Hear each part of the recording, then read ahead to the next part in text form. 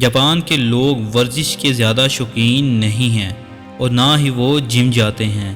وہ پیدل چلنے کو ترجیح دیتے ہیں، بیماریوں سے محفوظ رہتے ہیں اور لمبی عمر تک زندہ رہتے ہیں۔ اس لیے واک کی عادت اپنائیں اور اس میں لاپرواہی نہ کریں۔ ذہن کو مصروف رکھیں۔ اپنے فارغ وقت کو کسی ایسے کام یا مشغلے میں استعمال کریں جس سے آپ کو خوشی ملے۔ اس سے ذہنی جسمانی صحت بہتر رہتی ہے۔ سٹریس نہ لیں اور وقت کا صحیح استعمال کریں۔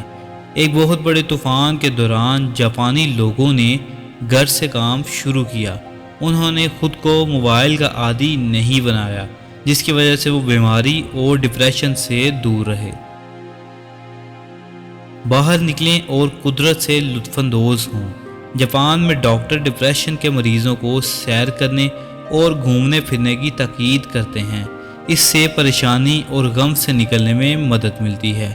قدرت کے قریب رہنے سے امیون سسٹم بہتر ہوتا ہے۔ سہولت سے فائدہ اٹھائیں۔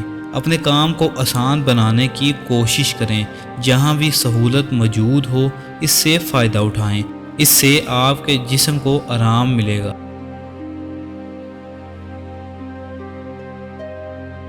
مزید ویڈیوز کے لیے سبسکرائب کریں۔